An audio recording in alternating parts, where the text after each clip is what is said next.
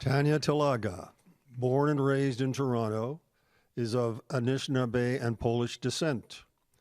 Her mother was raised on the traditional territory of Fort William First Nation and Treaty 9. Her father is Polish-Canadian. Tanya is a proud member of Fort William First Nation. As a journalist, Tanya spent more than 20 years at the Toronto Star and is now a regular columnist at the Globe and Mail. Acclaimed author of the national bestsellers Seven Fallen Feathers and All Our Relations, Finding the Path Forward, she recently released the book The Knowing. It's based on her family's experience in residential schools and is the focus of a 4-part documentary series for the CBC. Please welcome Tanya Talaga in conversation with Wildlands' Anna Baggio.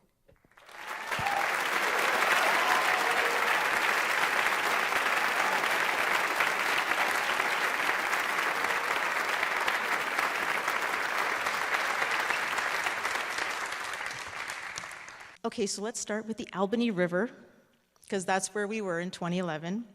You and I flew there. You as a journalist, me as a conservationist, and at the time we were supporting, or our organization was supporting the Albany River Coalition, and it was being led by Edmund Matatawabin, and he wanted to raise awareness about preserving the river, and he wanted to connect his youth to the river.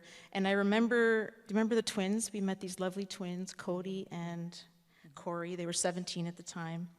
And just a wonderful experience. But I just wanted you, could you just tell us about the Albany River? Because the story seems to start there. And especially for those who are not familiar with it, where is it? Where does the name actually come from? Because I didn't know until I read your book. And obviously, what is the name of that river that, you know, that predates colonization? So the Albany River was not the Albany River to the people that have been living there since forever, you know, since time immemorial. The people that I know, the people from Petobic, and Petobic is Fort Albany First Nation, it's Saskatchewan. It is a long, meandering river. It is not the Albany. We didn't know who Albany was. Albany was some dude from England, you know? He was a royal guy, and he got the river named after him. And of course, the Omishkego, the Cree, the people that live there, they name the waters for certain things, you know, certain things that you see, the way the water flows. Everything is alive. Saskatchewan is alive.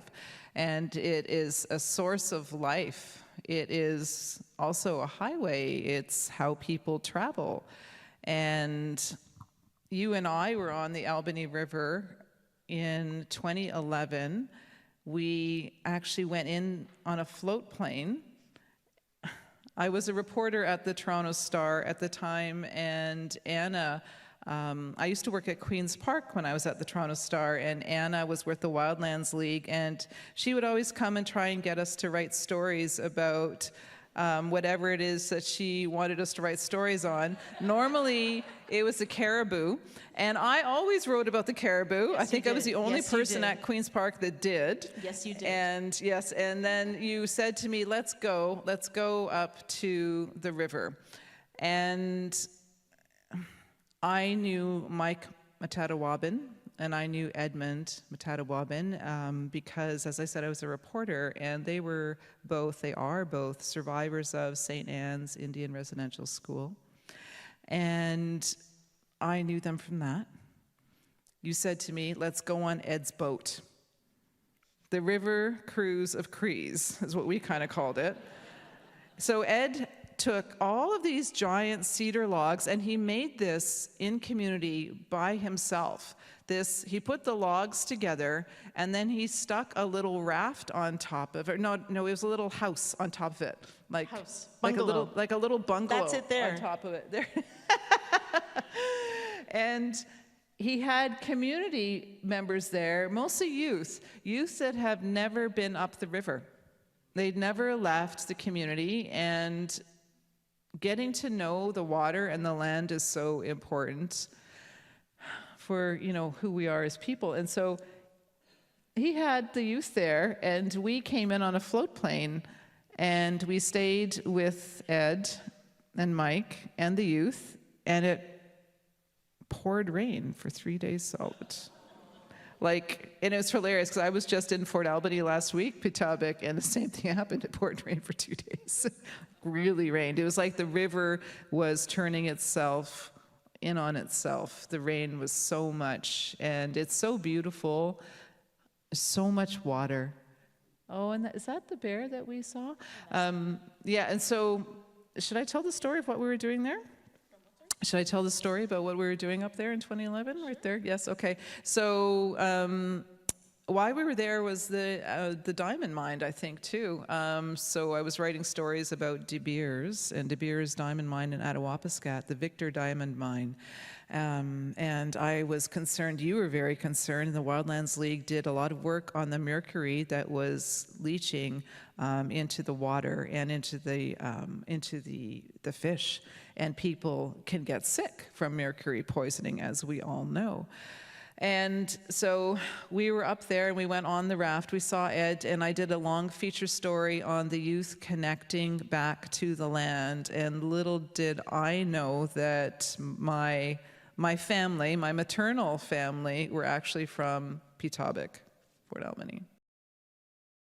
You do this, Tanya. Come on. Can you just read the last page of your book for us, please?